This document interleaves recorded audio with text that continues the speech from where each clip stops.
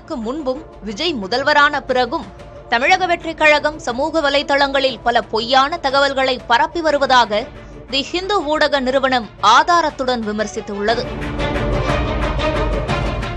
தவேகாவில் 25க்கும் மேற்பட்ட தலித் வேட்பாளர்கள் பொது தொகுதியில் போட்டியிட்டு வெற்றி பெற்றதாக தகவல்கள் பரவின.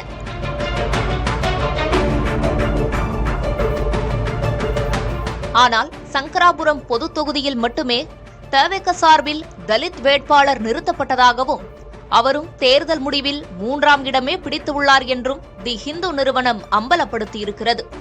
தவேக வேட்பாளர்கள் பலரும் ஏழைகள் என்றும் டீக்கடை உரிமையாளர், ஆட்டோ ஓட்டுநர் போன்றோர் எம்எல்ஏ ஆகியிருப்பதாகவும் செய்தி பரப்பப்பட்டது. கூடவே தவேக வேட்பாளர்களில் பெரும்பாலானோர் பட்டப்படிப்பு முதல் PhD வரை படித்துள்ளதாகவும் தகவல்கள் வெளியாகின. இதுவும் உண்மையில்லை என்பது தவேக வேட்பாளர்களின் வேட்புமனுக்கள் மூலமே தெரியவந்துள்ளது. முக்கியமாக தவேக ஆட்சியில்தான் முதல் பெண் அமைச்சர் பொறுப்பேற்றதாக பகிரப்படும் தகவல்களும் அடிப்படை அறமற்றது என தி ஹிந்து ஊடகம் விமர்சித்துள்ளது.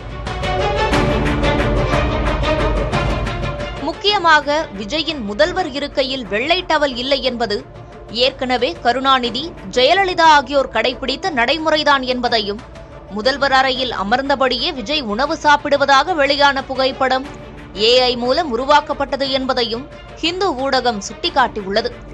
இதேபோல் தவேக தொடர்பான பெரும்பாலான செய்திகளிலும் பொய்யான தகவல்கள் இணைக்கப்படுவதாக தி ஹிந்து ஊடகம் ஆதாரங்களுடன் விமர்சித்துள்ளது.